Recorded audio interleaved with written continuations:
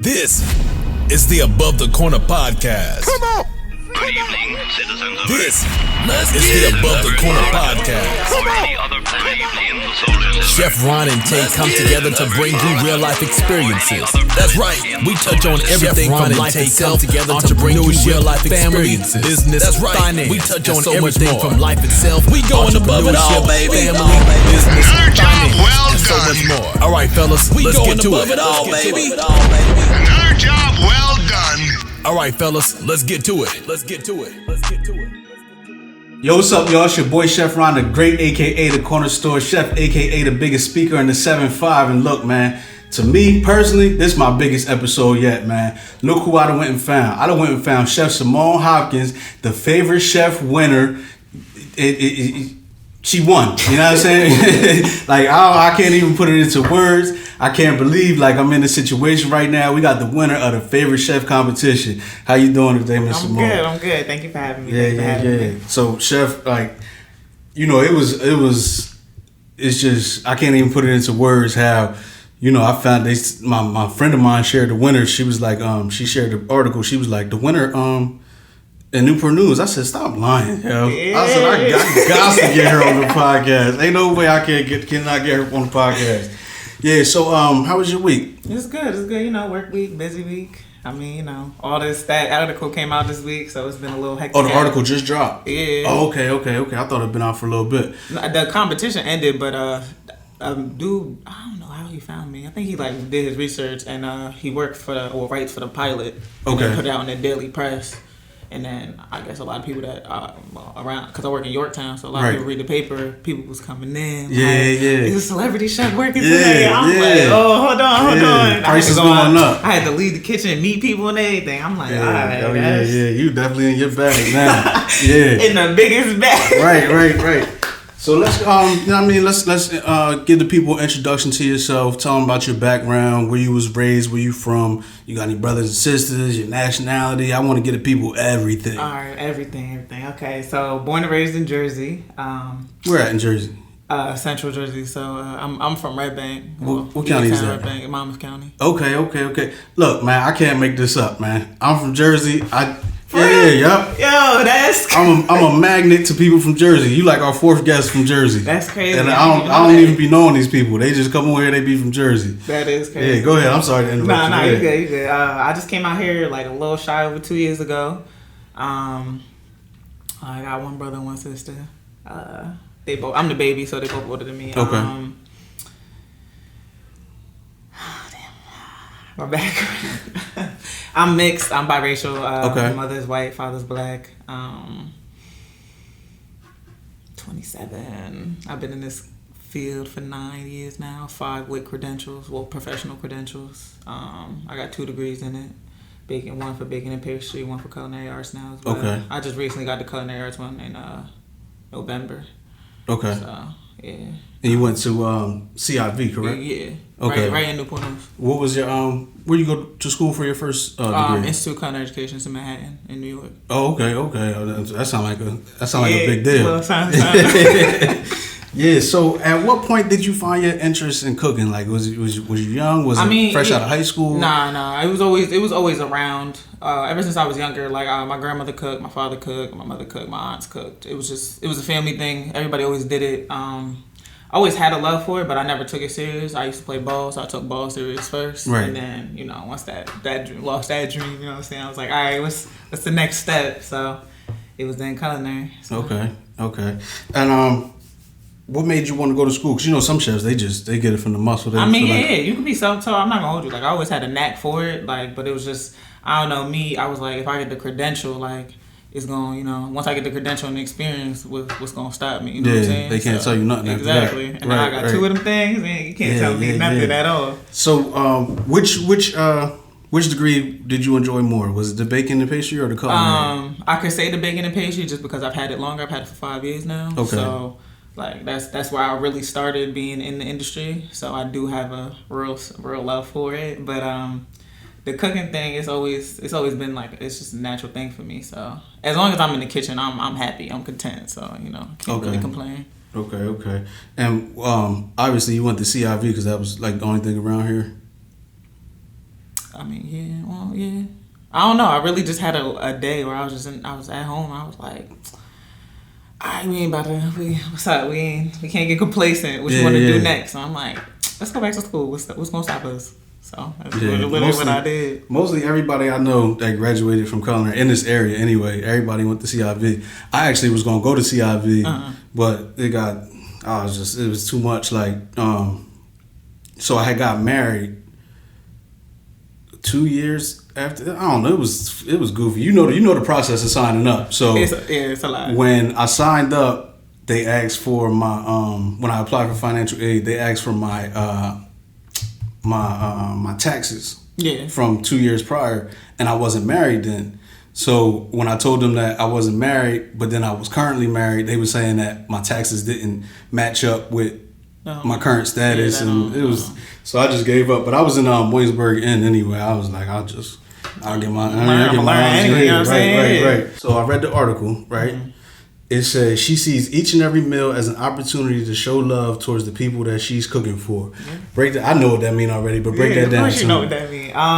That's how I express my emotions to people the easiest way. Like I put a lot of love and care into every single plate I make of food. Like either whether it's for somebody that's paying, whether it's for family, it don't matter. Like just knowing that like a meal could either bring back memories for somebody and be nostalgic, or just make them feel good because it's good. Like that just make my heart warm. You know what I'm saying? Right. So that's what I say what I mean. Just like being able to see that, put a smile on somebody's face. Just be like, yo, like, how you just do this? Like, right, it's right. like, you know, because you should get it. So. Oh, yeah. So do you you already said you express yourself through your food. Like, so with me sometimes, like, if I'm in a slump or, like I use cooking for everything. Whether I'm happy, angry, depressed, everything. I feel definitely a creative outlook on my part as well. Because literally every day I cook, so my mood is my mood, but like I don't know. Like even if I'm like upset, like it'll just make me feel better just to put a meal out. So right. I could definitely understand where you come from with that. So where you work currently? I bake overnight for Panera. I've been doing that for years now, for stability purposes. And now I just recently started at Yorktown Pub. Okay. You the chef over there? They have like a certain like system they go by. So like right now I do like plates, stuff like that.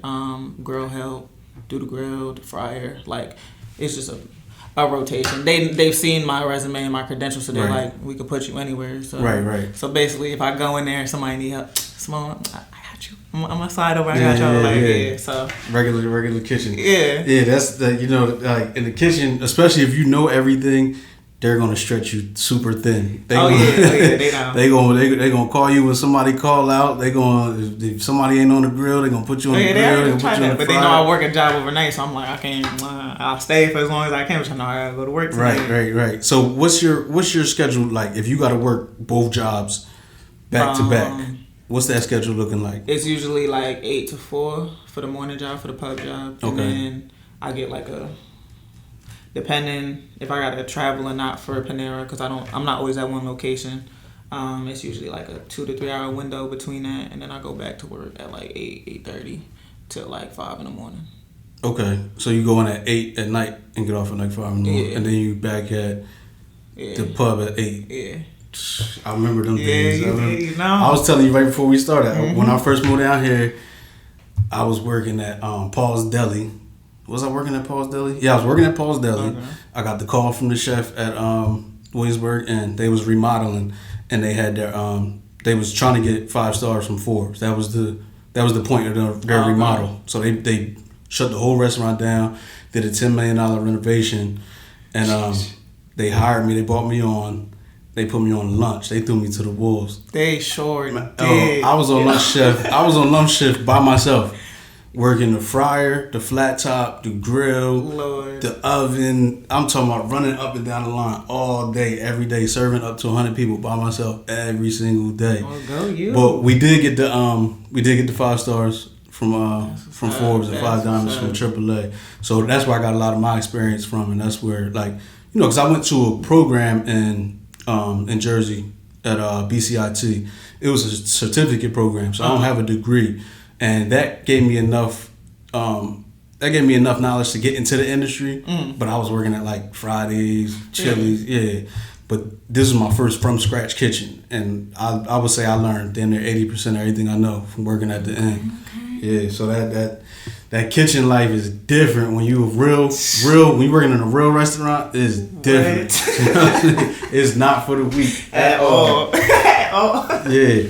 So let's jump straight into the favorite chef. All right. So you on Clubhouse? Nah. Okay. So when favorite chef first jumped off, right? It was this big thing. Like it blew up that favorite chef was a scam. Yeah. Oh yeah. Nah. It blew up everything. It wasn't just on there. It was on Facebook. Yeah. You could literally Google it now. It'll still say that the article come up. And I think one of the major factors was that they said that Bon Appetit was sponsoring. Yeah. it. No. But it was just like they bought an They bought an advertisement article. piece. Yeah. So that was like, especially when they said the winners in Newport News, because the whole time I'm like, nah, I'm not messing with that. Real? I'm like, I'm not joking. Yeah. Because so I was in room Clubhouse with all types of Chef Tobias was in there, Darius Cooks was in there, Chef V Harper. It was a bunch of big chefs in there, and they all was in there saying it was a scam. So I'm like, I'm definitely not messing with it. So when they said the winner was in Newport News, I said, yo, I got to get her on the podcast. We gonna talk about it. We need to talk about it. Yeah. So what was your experience with? Give me the whole rundown from the time you entered the competition to when you kept leveling up, like everything. Tell me everything from beginning to finish about favorite chef. The beginning was, you know how Instagram got their algorithm, so like certain ads will come up. Like, so me, obviously, I put a lot of food out, look at a lot of food pages, so like naturally like ads for stuff will come up. And the ad for it came up to like sign up. I'm like, I usually skip past these. Like, why are they stopping me? And I'm like, all I gotta do is sign up. They say they choose people kind of, and I don't know if they really choose people or not, or whoever just signs up is joined or however that worked out. But like I was like, I'm gonna just sign up. Let me throw some pictures up on the page. Yeah. Show my work, answer the few questions they want. And then I got an email a couple days later like, oh, you've been chosen to be a favorite chef. And I'm like, oh, all right, okay, cool. So then it was, I think like 3 or 4 days before the competition actually started that they sent that email out, and they were like, all right, you got to get ready for, I think it started on the 15th of February or something like that. It was like, you got to get ready for this date. It's out of Arizona, so they 6 hours behind us. Okay. So like they started at 10, whatever time that was. They started and it was 1 o'clock over here. Okay. So like, so that was like 10 over there. Like 9, 10 over there. And it was 1 o'clock over here. So I was like, I started at 1. That's kind of weird, but all right, cool, whatever. You had to start what exactly? Like that's when the competition started. Okay, gotcha. But it's on their time. Gotcha. So like for me, it was 1, and like they had the little page set up. I was like, okay. So they had the virtual chef Eddie, who like there was like a dashboard where he would record videos for us to watch. Like, all right, so the competition starts here. Welcome. This is how it works. It goes by a voting thing. So people got to vote for you daily. You could pay for votes, stuff like that. However you get your however you advertise yourself, how you advertise yourself. They have I guess bots to pick out if you trying to buy robots to sign, stuff like that type of thing. And then the first day I put up on my Instagram, my regular Instagram personal page, Instagram. My personal one. Just a screenshot of it. I'm like, yo, y'all know I don't do stuff like this, but if y'all got time, click the link in my bio. I put it in all because I got 3 different Instagram pages, 2 business, 1 personal. I put the link in all 3 of those. I'm like, just click on the link. It's a free daily vote every day, whatever. And people just start liking it up. I'm like, oh, okay. So I clicked on to the link. I'm in first already. I'm like, ooh, okay. It's the first we on a good day? start. Yeah, first day in first. Wow, I'm like, all right, we on a big. good start. And it was I think it was 16 groups of 30 people each or something like that. No, I'm lying. It started out way more than that. I think altogether it was 37,000 people that supposedly joined in. Okay. Now, as time went on, people excluded themselves out, took themselves out once they seen the scam stuff like that. So people was like, oh, nah, we're not about to keep wasting all this time if this is not real. This, that, and the third. So that actually narrowed the chances. It did. Okay. So the first one was top 30. So I was like, all right, I'm in first. I can't. Even if I drop down, hopefully I don't get to no 30, and then that's it. So the first round was easy. Each round I think lasted 5-6 days, and people voted for you every day. You could pay for votes. It was $1 a vote. And then they had a 2-for-1 special where you could do You buy one vote, it counts as 2, and so on and so forth. Out of nowhere, people started putting it on their pages, putting a link in their pages. I got a couple friends who have like more influential Instagram pages. They throwing it in their story and stuff like that. So like I was getting a lot of votes off of just that. My family was big on it, posting. My mother was on Facebook with it. My sister on Facebook with it. Everybody, Instagram every day. Did you vote today? Like, I know y'all tired of hearing this, but go and vote. And then it started narrowing down. So after the top 30, it was top 15. Then it was... Now, is this still within the groups? Within that one group. Okay, gotcha. And then, like, in each group, it did like that. And then it was, after the top 15, it was top 10, then top 5. And then you had to get to, after the top 5 of your group, you had to be in top 1 of that group. Okay. So that's when it started. Hold on.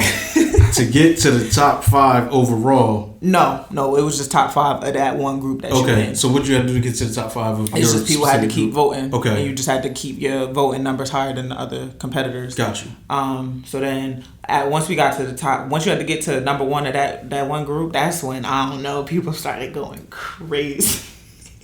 And one day I'll be first, next day I'll be like 10th. I'm like, wait, time out. What's happening? Like, what's going on? Because it was still 10 people in the group, but you had to, it was like, all right, it's like a fight to the finish now. So I'm like, all right, okay. First round, it was a little stressful. It wasn't OD though. So then once I got to the top of that group, then they put you in another sector of a group, and it was quarterfinal. Yeah, it was quarterfinals then. So then you had to be, but after that one time, you had to be number 1 in each group to proceed on. Okay. So that's when, everybody started going heavier, still shouting it out. That's when, like, people who was falling out the competition was reaching out to me. People started reaching out to me and was like, yo, I was in this group with you, and I seen, I looked at your work. Like, you are really talented. Like, if anybody should win, I feel like you deserve it. So, like, there was people I've never... Don't even know from a can of paint. Don't even know their names. Just like, supporting, throwing it on their page. They got people that they know getting their supporters to vote for me now. All types of stuff.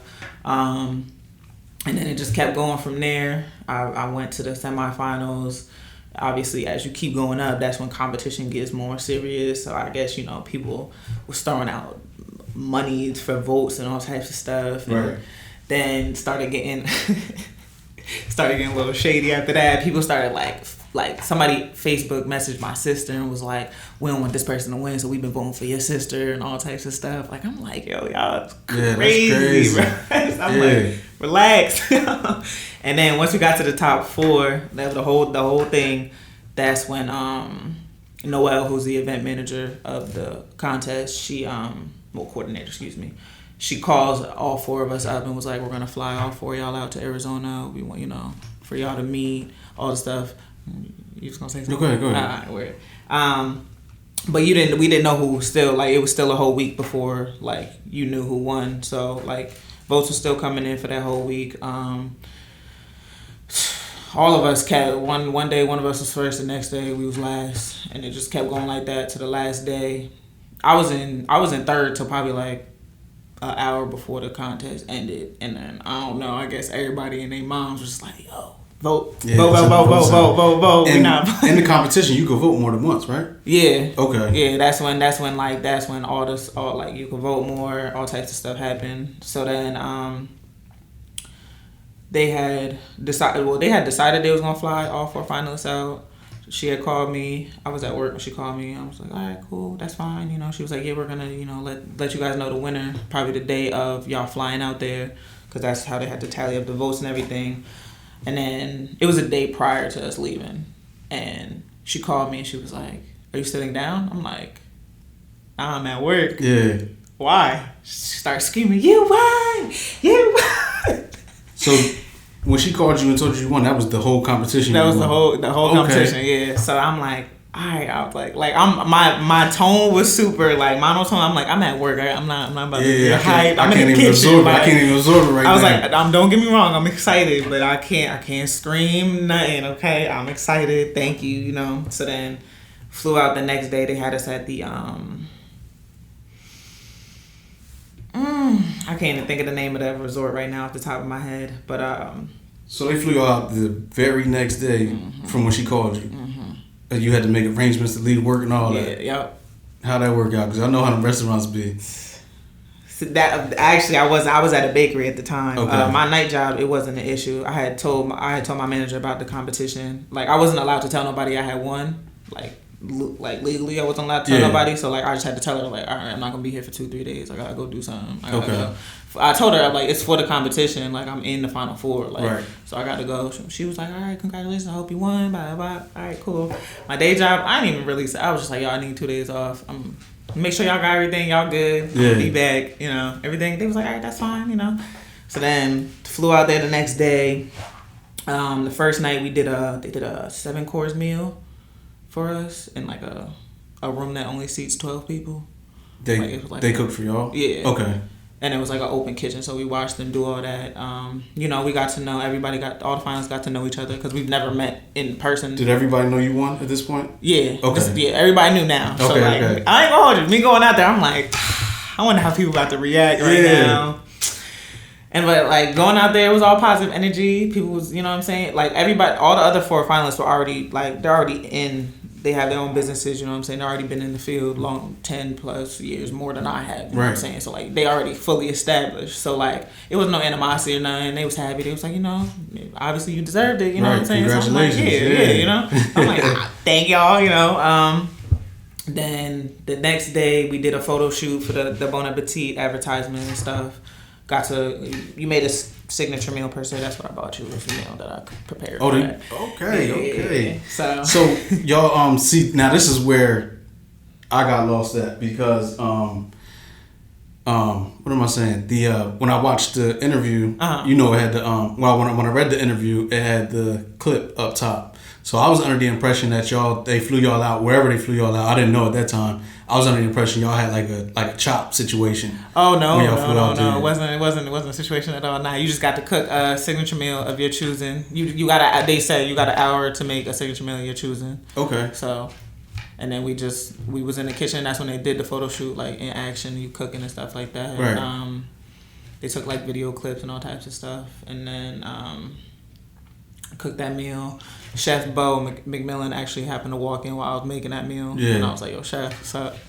Try some. That's him in the clip, right? Yeah, so that's when I got that video of him eating my food, which was still very close to my heart.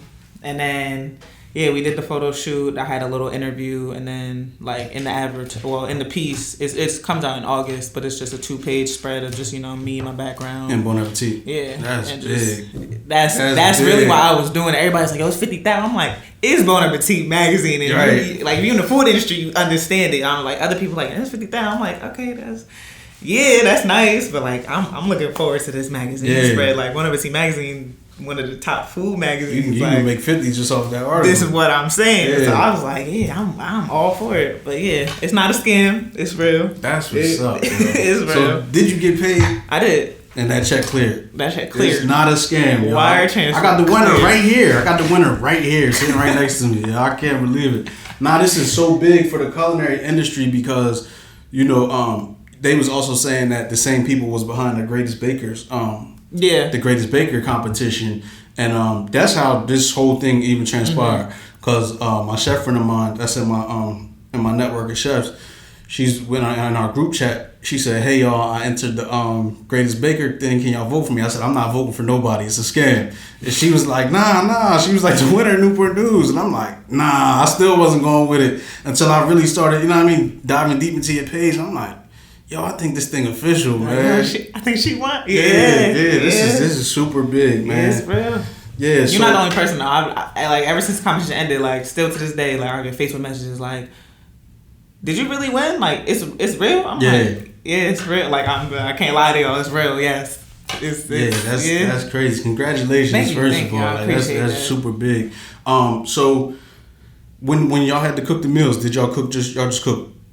Y'all had to cook for like a bunch of people, or it was just... No, it was really just for the photo shoot purposes. So y'all was cooking like 1-2 plates maybe? Yeah. I mean, me, I cooked more than 2 plates because everybody up there, I'm like, oh, nah, all y'all gonna try this food. Yeah. Like, y'all gonna try what the winner got. Y'all gonna try this $50,000 meal right here. Right. Like, so. Yeah. Word. Well, he gonna ride and fight. He gonna ride and fight. Well, he hanging on the dollar. he gonna rise and fly. Well, Like, what's good? Know it's been a while since I snapped back. Big facts, friends say I left him in the cold. So you done told stories about my life like it was yours. Word had passion, but let his head get to him. Nothing shy of 100, all that change been through. Any lame speaking down on his name, never know. They gon' always have heart long as drugs run through 'em. I ain't never think to worry long as blood run through 'em. That's as real as they get it. I can't be hypocritic. I get high to get by, that's a cliche. And I done spent on more blocks than a DJ. Always on them back streets, backwards on the E-way. Always had my own plan, give a fuck what he say. 7:57 shit like 3 minutes to 8. Ain't on the same time if money ain't your forte. Beat her like a dog, she don't want no foreplay. Look, All right, so we're gonna switch gears. Like I said, I've been diving deep into your page and everything, and I see that you went through a weight loss journey. Yes, I did. Let's touch on that because I got, like I told you, I got a lot of friends that have, they've done it naturally, or they've had gastric, or they've had certain procedures or whatever. Can you walk us through, how important was it for you to lose the weight? How did you lose the weight, and at what point did you say enough is enough? I gotta get this off of me. Okay, so I'll probably answer those backwards, but all my life I was always the bigger. It wasn't like nothing to hide. I was always a big girl. Right. Even though I played basketball, I was active. It's just the weight stayed. It didn't Right. fall off how it did for a lot of people. Like I told you, my family was big on food, so naturally, like it was a rule you had to clean your plate. Yeah. You know what I'm saying? So it just came with time. My highest weight was 350 pounds. I did get this sleeve gastrectomy surgery. I got that in 2014. 2014. Okay.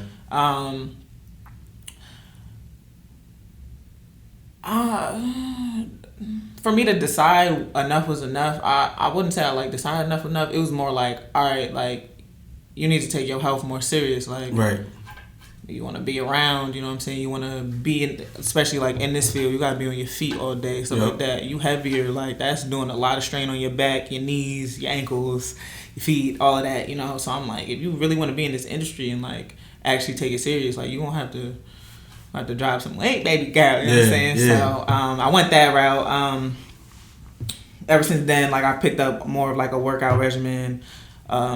I do because I do cook my own meals, so I know what goes into my meals. I don't eat certain foods and stuff like that. Like I don't eat pork, I don't eat red meat anymore. I'm trying to transition into the vegetarian side and stuff like that. Yeah, I love meat too much, man. Cause I like it's chicken. I take my I take my vegan and my vegetarian breaks here and there, but somebody put some fire chicken wings in my face, I'm gonna eat them wings, man. I feel you on that. I definitely do. The journey has been well. It's, it has its ups and downs. It's weight. Everybody, you're a human being, so of course you're gonna gain, you're gonna lose. You know what I'm saying? Altogether, I've lost over 120 pounds. So, and I've been able to keep that off. So I'm proud of that. So you got any advice for anybody that is either thinking about doing it or in the middle of their journey and they just can't seem to stay focused, or anybody that anybody that's about to go get their sleeve? You got any advice for anybody? Keep a positive mindset. Don't talk down to yourself. You didn't get there overnight. It's not gonna come off you overnight. It's a process. It does take a lot of dedication. It takes a lot of sacrifice. You're gonna have good days. You're gonna have bad days. You know what I'm saying? Just don't let them bad days outweigh them good days. Keep a good support system behind you is always important. Don't have a lot of negative energy around you, and it's gonna work out for you in the best way possible. Honestly, it's gonna be alright. Yeah, because I got a friend. She just recently had her surgery. I think she lost like 70 pounds in like 60 days. Like I look like a totally different person. Yeah, like it's amazing. And I like with me personally, I'm the biggest I've ever been. I'm 218 right now, and I can feel it. Like if I'm walking up the steps, even if I'm walking and I feel winded, I'm like, nah, we can't do this no more. But I always do that. I go up and down. I get to my peak. And I'm like, all right, we got to get rid of this. We ain't getting no bigger than this. I'll lose like 20, 30 real quick. Then I get comfortable and get complacent a little bit, slow down. Stop Stop doing what I did to same get things. there and go right back. And it's a roller coaster ride. But at the end of the day, like you said, you gotta be focused on your health. Like me personally, I got 4 children, so. Yeah, you gotta be be around. around. You ain't got no choice. You know what I'm saying? Like my youngest is 4. He be 4 in 2 months. All he want to do is run around. I gotta be able to keep up with him. You know what I mean? Yeah. So I gotta stay focused. All that energy. Yeah. So we gonna bring it back to culinary. What is your how would you describe your style of cooking? Because you got 2 different backgrounds. I do. I'm definitely more of a rustic type of person. Like I'm not super fine dining. Like I like on the sweet side, I like small pastries. I like doing stuff like that, like the little intricate work. But it's not something that like I'd be like, oh yeah, that's what I do. Like no, I like make big meals. Have people just have it be like family style type of things. You pick what you want, you choose what you want, but you got options. Right. Like I said earlier, I like the whole nostalgic feel. Like if I could make a meal that's gonna bring you back to your childhood or something, or bring you back to a memory of somebody that you lost, like a loved one or something like that. Right. Like that's the type of style I go for. But like I'm super versatile, so like if somebody asks me to like do a certain thing, it's not like, even if it's a challenge, I'll work through it to do what I have to do type of thing. Yeah, that's I'm the same way. Like if I see something that I'm not gonna say certain stuff that I have never done, it doesn't scare me, but I'll keep putting it off, and then when I finally do it, I execute it well, and I'm like, why did I put that off for so long? Right, like wow, I'm really a candidate. That's crazy. Right. So let's jump into pastries, because I just started with pastries a year ago. Yeah, I see you be doing your thing with these cheesecake, these pairings though. Yo. I was looking at it like, yo, what? I was like, I ain't even thinking something like this. And it's crazy, like, because of the cheesecake thing. So when I first started, I was doing the pre-made pie crust. Okay. You know what I mean? Put the cheesecake in there. They was horrible. You know what I mean? And so I thought they was good. So I made like 2 for Thanksgiving. That was the first time I ever made them. They was good or whatever. Then I had posted them, of course, and somebody ordered some, and I was about to make one, and what was I using? I was using a whisk. I wasn't even using the hand mixer or nothing. I was using a whisk, and my wife walked in the kitchen and she was like, "What are you doing?" I said, "I'm about to make a cheesecake." She said, "I don't know." I'm like, "What you mean?" Yeah, what you mean you don't know? She was like, "I don't know." I'm like, "So you ain't like the one from Thanksgiving?" She was like, "It was good, but it was just something about the texture." So I was like, all right. And like me, I'm not good with accepting the constructive criticism. Okay. I'll definitely learn from what you're trying to teach me, and I'll listen to what you're saying. But for me to accept it, I'm like, in my mind, I'm like, who the hell are you to tell me? You don't know nothing about this. Nah, that cheesecake is fire. So I instantly went out and got a hand mixer. Okay. So I'll say like, this was from May of last year, March or May of last year. I had the hand mixer up until Christmas.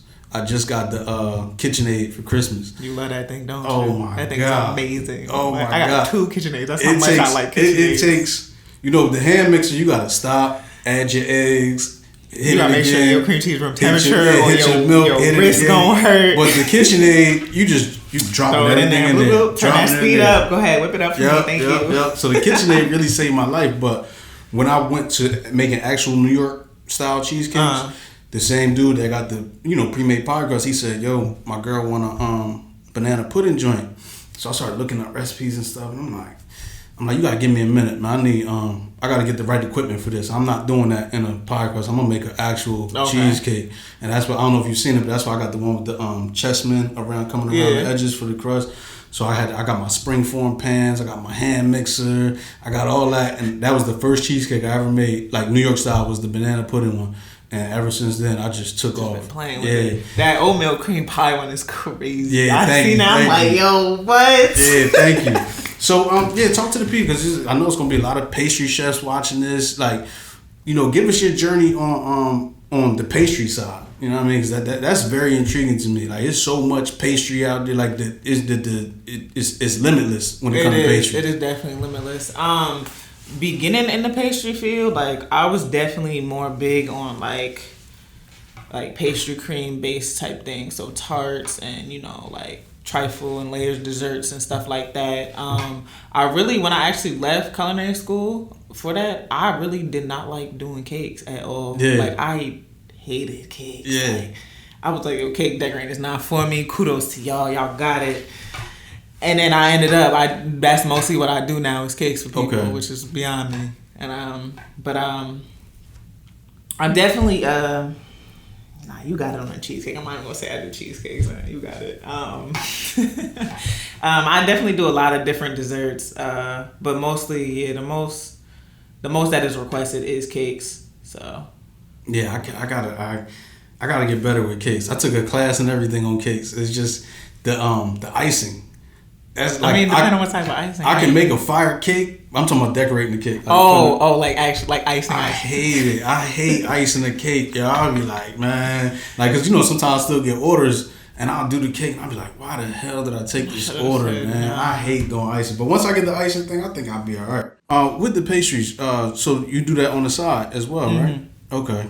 And people they can just reach out to you and order a cake or something if they wanted to. Yeah, you could go on my business page on Instagram. If you know me personally, you could just ask me. Okay. Mine, like, I started all like my side businesses per se, food businesses, all from like word of mouth. So like, I definitely got more established with my sweets in Jersey because that's when I started it. Right. So like, I still got people in Jersey that like, yo, can you ship this? Like, somebody the other day was like, you ship a cake? I'm like, do you know how rough package handlers are? No, I cannot ship you a cake. I was like, I can do a cake in a jar for you. I can do so many different ways of a cake.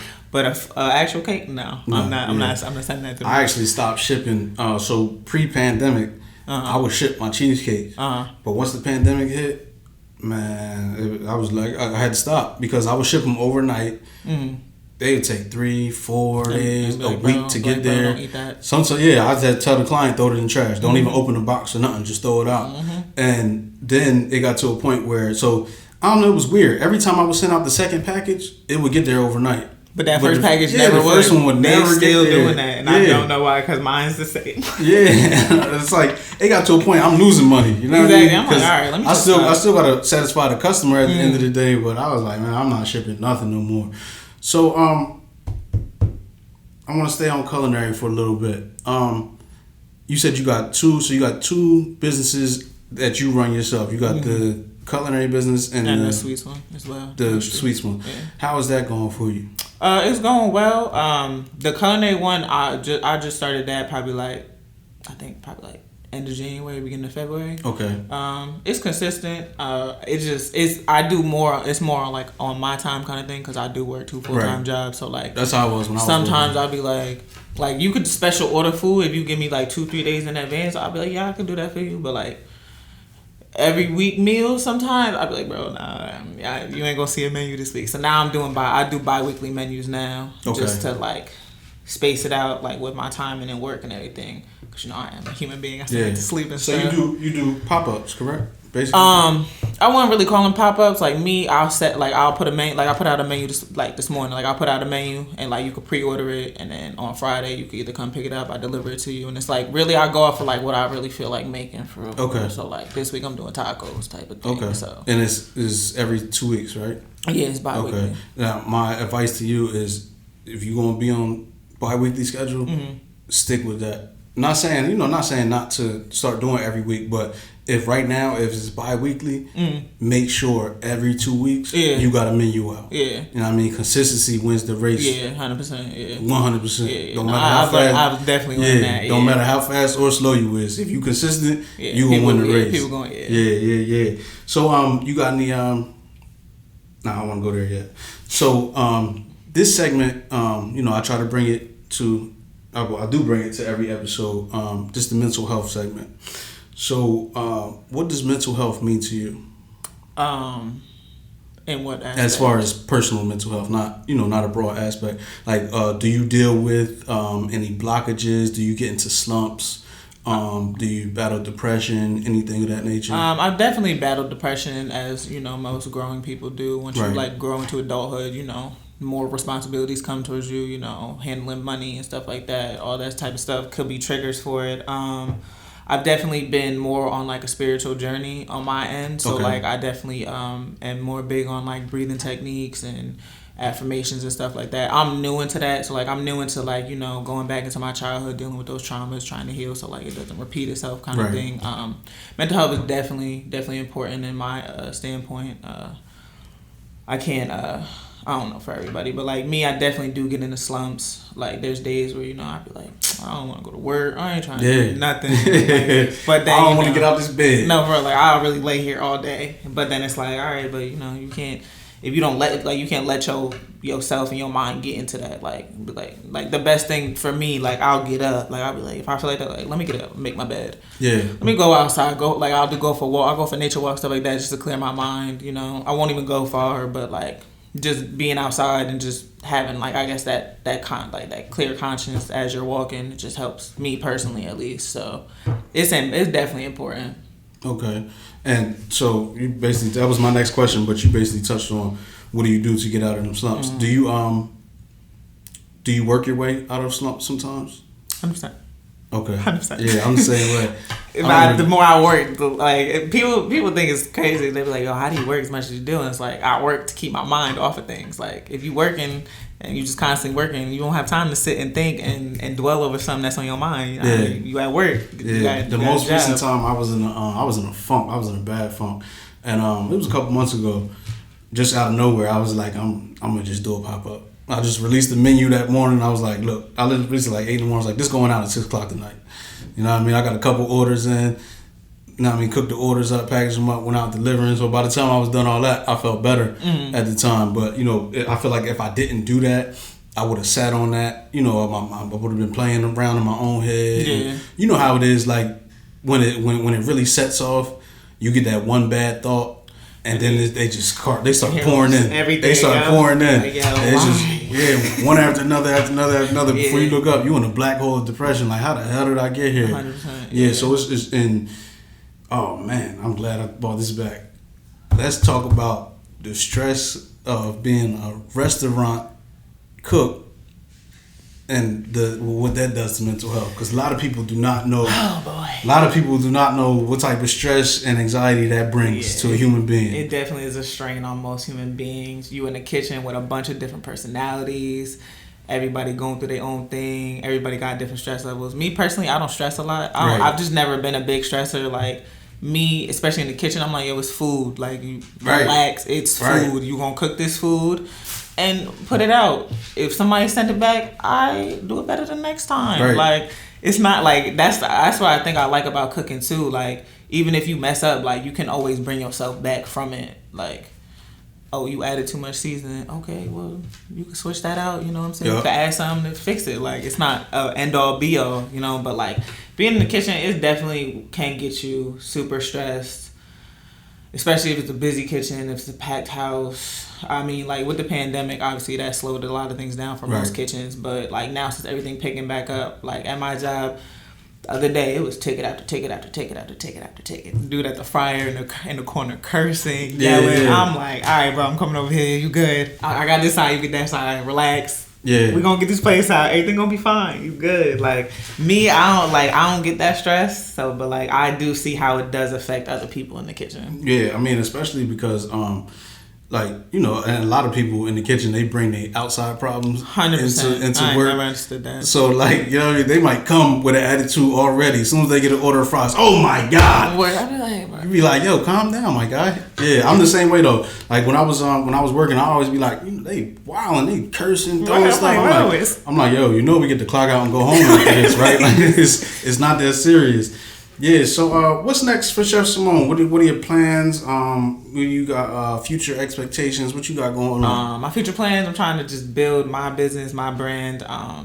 I definitely do want to become an entrepreneur. I have a lifetime goal of owning my own either storefront, brick and mortar, whatever it may be. I'm not there yet. I'm still taking my time. Like, I don't mind working right now because I'm seeing and learning how people run businesses. Mm-hmm. And I take the do's and don'ts from how I see certain people run their business and be like, all right, yeah, that worked for them. All right, that could be a good part of a business plan. Like, oh, that's not a good part of it. But I definitely do want to build my brand and, definitely consolidate it more than what it is. So it's just not like everybody picking from different things type of thing. So that's my short-term goals right now is to just build myself up, and with this competition and stuff and the article that just put out, all this is helping it. So I think this episode, once the culinary industry get in touch with this episode, this thing gonna take off. I already know. Yeah, but So you said you want to be an entrepreneur. What safety net do you need to say I'm walking away from all of this and I'm going to do my own thing? At what point will Chef Sémone say I'm going to go stand on my own 2 feet? When I know that I got consistent, at least probably like if I could have either like a consistent like family I'm doing weekly meal preps for, or just consistent customers like at a good number for my liking, you know what I'm saying, not too overwhelming but not too underwhelming either. Right.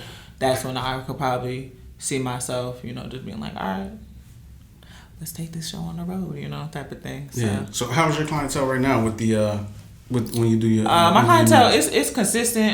You know, I got people who, you know me since I've been out here, been waiting for me to put out, like, doing menus and stuff. So, you know, I got consistent people that support me every time every time you put out a menu, they throw it on their page, they shout it out. Even people in Jersey still do it, even though I'm not in Jersey. Right. Like, they be like, oh my God, a couple Virginia followers, you know, throw it up there, you know, tell people to tap in.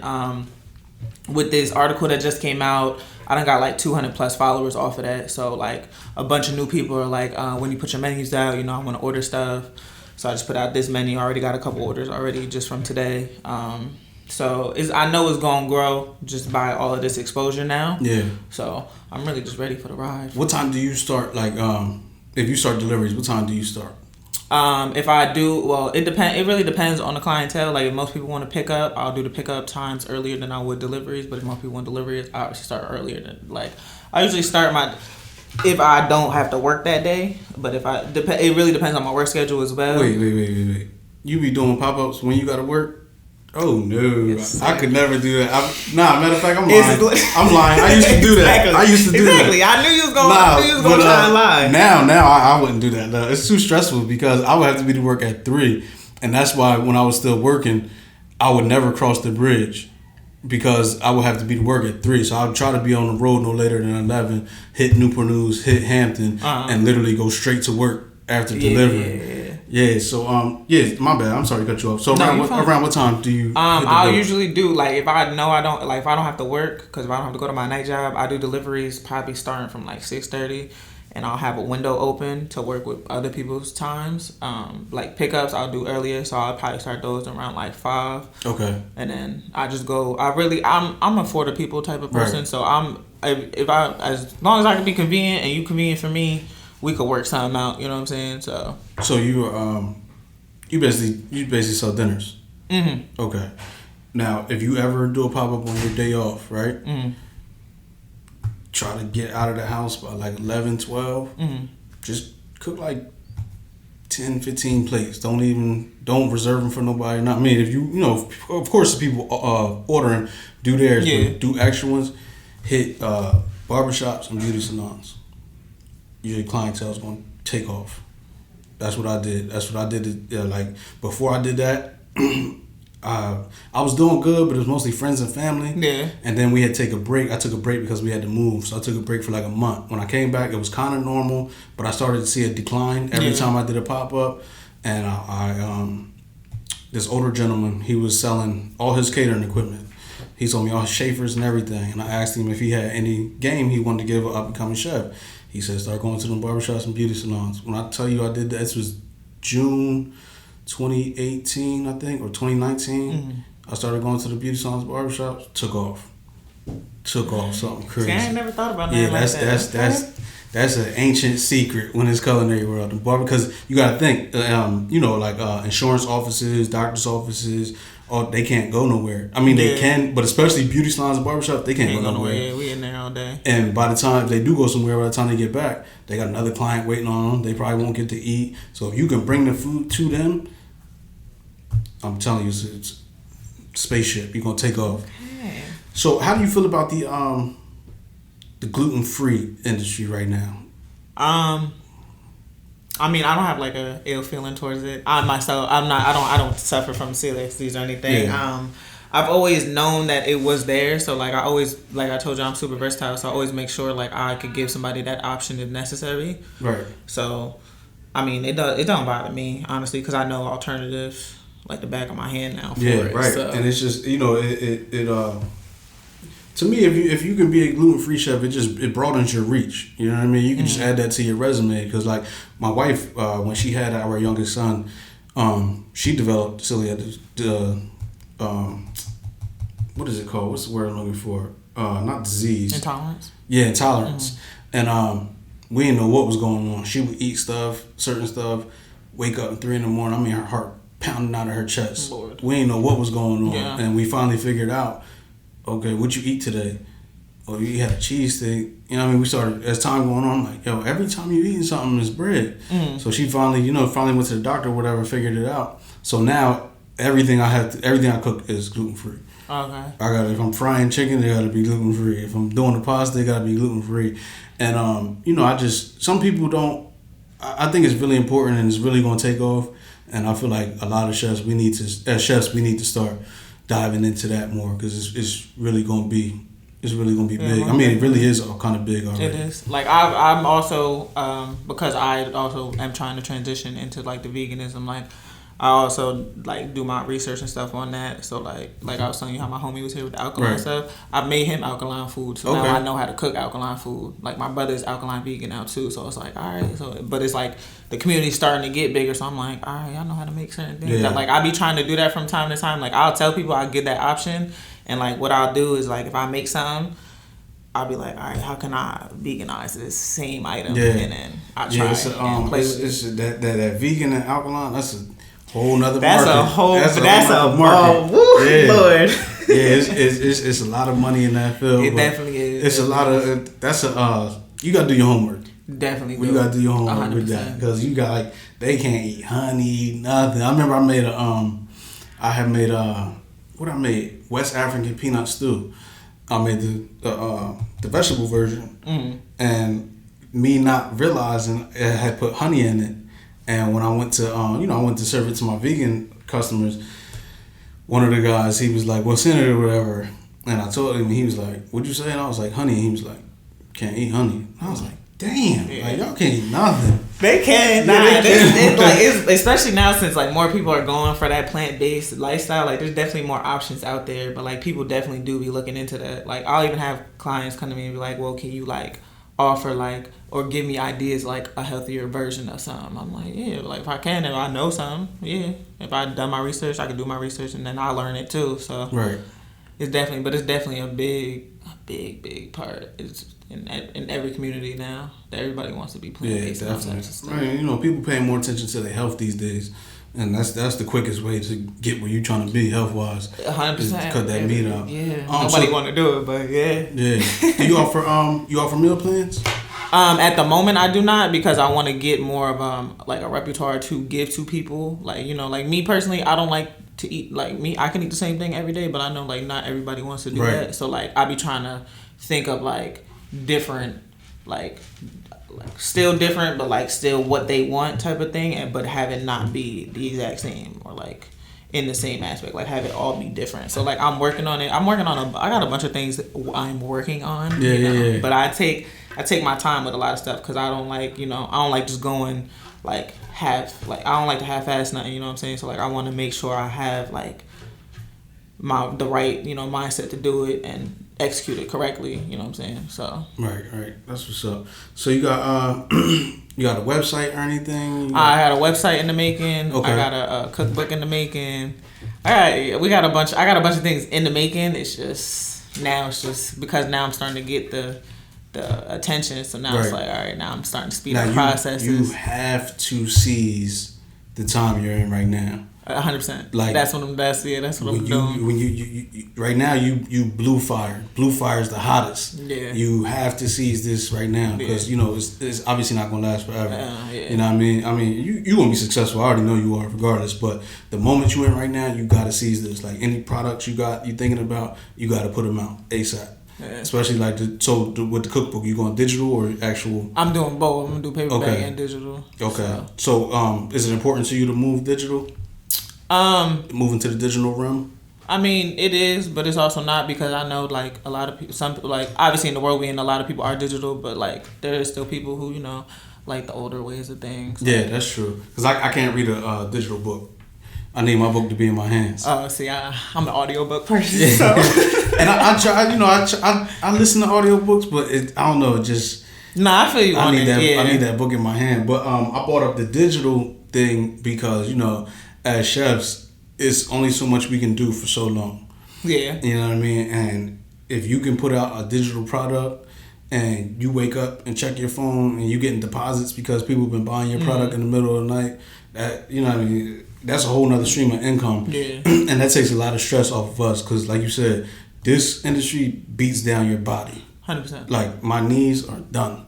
I'll be 36 in 2 months. My knees are done. Like, I actually got to get surgery on my right knee. Lord. From standing, like I said, working from 7 a.m. to 3 a.m., then back to work at 7 a.m., like, tore my body up. I'm trying to figure out more ways to go more digital, like with the podcast. I'm working on a course. You know what I mean? I'm trying to get more digital money so I don't have to actually be standing on my feet. Like you said, lifting 50-pound bags of sugar and all. I'm trying to pull away from that. You can't do it forever. I've been cooking since I was 16, so yeah. Can't do it forever. Definitely can't do it forever. So you got any shout outs? Anybody you wanna you want to shout out on the podcast? Anything? I can shout out. I know my family gonna watch this. So yeah. It's Cora, Mommy, Steven, Totes, Corlea, Lebe, and that's my niece. Okay. And my other niece, Jade, my babies, Leah, Uncle Earl, and everybody. I can't solely shout out everybody because that's a lot of people. Yeah, but like anybody that's been supporting me, still supporting me, going forever supporting me. I appreciate all y'all. I love all y'all. And it's just we just going up from here. Yeah, so yeah, you got to, man. Right now, you got the wave. You definitely got to take the opportunity right now. Yeah. So I want to give a shout out to, of course, Lyrical, aka LT Cherry. Got the good hungry gear on this week's drip. Check her out. I'm gonna drop the link on YouTube and all of that. Check her out. Hit her up. She got all the colorways. She got the different design. The one design got this bowl of cereal with it's crazy. The t-shirt brand is crazy. She got the hats, the trucker hats, the dad hats. Tap in with her. Now get you some of that hungry gear. Especially shout out to my wife. Shout out to my family. Everybody that's watching this, I truly appreciate y'all. This is probably be like our 12th, 13th episode by the time y'all seen it. Thank y'all for, tuning in and tapping in with Above the Corner podcast. Close us out with a word of wisdom for the chefs in the industry, the up-and-coming chefs, the chefs that's watching this, the chefs that said favorite chef was a scam. Get them, close us out. Just keep it going. Hard work, that dedication is tiring, but it all pays off. I'm living proof of it. No matter how much you take, that payout or that whatever come, that success is gonna come and it's gonna feel great when it do come. So just keep grinding, keep going, keep hustling, whatever you do, keep perfecting your craft. Don't let people kill your dreams and just be positive. Just have love. Just continue being great. Yes. So, Chef Sémone, I want to thank you so much for giving me your time and coming and talking to the people and talking about the favorite chef. Listen, man, you've seen it here first. I got the winner of the favorite chef, Chef Sémone Hopkins, coming from New Jersey coming from Newport News by way of New Jersey. Listen, man, it's Above the Corner podcast. Chef Ron, y'all. If you knew better, you do better. You get with a chef in a blue sweater. Put God first. Everything else gonna follow. Above the Corner podcast, and we out.